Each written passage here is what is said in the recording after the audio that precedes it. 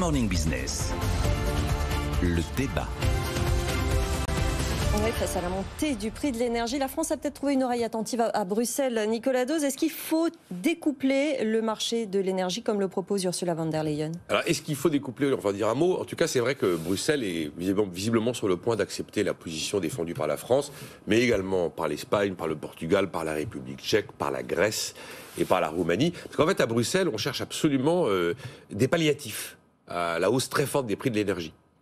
On a vraiment le sentiment que c'est la dépense contrainte pour les ménages européens qui peut provoquer des désordres sociaux et qu'il faut impérativement agir.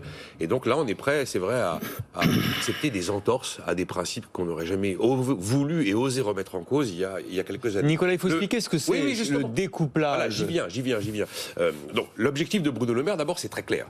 Il considère que son consommateur français doit pouvoir bénéficier d'un kilowattheure d'origine nucléaire bon marché en France, parce que nous avons la particularité d'avoir un kilowattheure d'origine nucléaire bon marché en France, parfaitement disponible, parfaitement prévisible, et qu'il n'est pas normal que ce kilowattheure d'électricité pour le consommateur français soit plus cher parce que le prix du gaz est plus cher. Et le principe aujourd'hui du marché unique européen de l'énergie, c'est qu'on regarde sur le marché de gros, ça coûte combien un kilowattheure?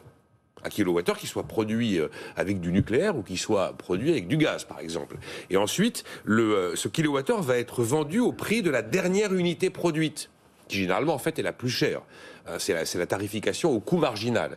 Et cette dernière unité produite va donc être le guide global de l'ensemble des sources d'énergie nucléaire ou gaz pour la production d'électricité, et va tirer les prix à la hausse. Et aujourd'hui, le gaz emmène l'électricité à la hausse, y compris pour les Français. Mais on bénéficie quand même, il faut quand même être tout à fait honnête, on bénéficie quand même d'une électricité bon marché grâce au nucléaire. Ça ne joue que de manière marginale. Voilà. L'électricité bon marché grâce au nucléaire, elle est pour l'instant liée au fait qu'il y a une quantité de production d'EDF, c'est ça, une quantité qui est vendue à un prix fixé à 42 €. Ça, c'est le fameux ARENH, l'accès régulé à l'énergie nucléaire historique.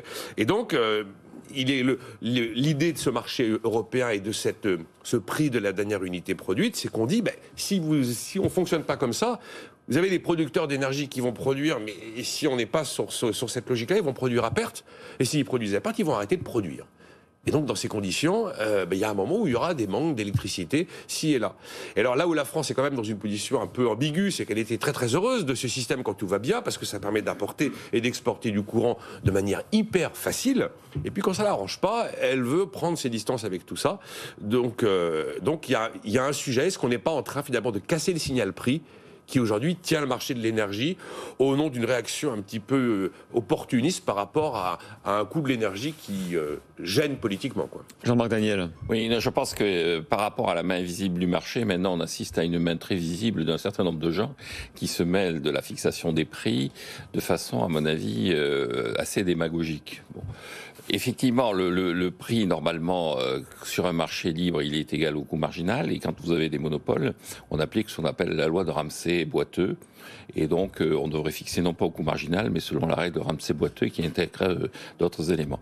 Mais toutes ces règles, elles sont connues. Toutes ces règles, elles devraient être appliquées. Alors, elles ne sont pas appliquées, à mon avis, pour deux raisons. La première raison, c'est parce qu'effectivement, il y a énormément de monopoles dans la structure et qui sont des monopoles qui défendent leur position de monopole, y compris d'ailleurs le fournisseur premier, qui est la Russie et la Norvège. Oui, sont la Russie et la Norvège, puisque c'est de là que ça part. Donc, pour le gaz. Pour le gaz. Donc, Gazprom surtout. Oui, donc un discours d'ailleurs qui est un discours là aussi très politique, qui est de faire le procès de la Russie, comme on avait fait le procès de l'OPEP dans les années 70 et comme on fait systématiquement le procès de la Chine sur un certain nombre de Mais pour les Français, de leur dire, comme le fait Bruno Le Maire, on a pendant 40-50 ans investi sur le nucléaire, on a de l'électricité via le nucléaire moins cher que les autres, et donc on pourrait faire bénéficier les Français d'une électricité moins chère, ça s'entend. Non, ça s'entend. Oui, ça s'entend pour les Français. On leur dit, vous allez payer moins cher.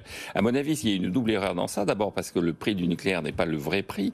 Parce que pour que ce soit le vrai prix, si c'était une entreprise privée, EDF serait obligé d'amortir, de préparer la conversion de son parc nucléaire. Elle ne le fait pas. Et EDF n'aurait pas le niveau d'endettement qu'elle a à l'heure actuelle. Et la deuxième chose, c'est que l'État intervient sur des bases politique normalement dans le prix de l'énergie, au travers de l'existence d'un marché du CO2 et au travers de la volonté de réduire la consommation d'énergie en faisant monter progressivement le prix du carbone.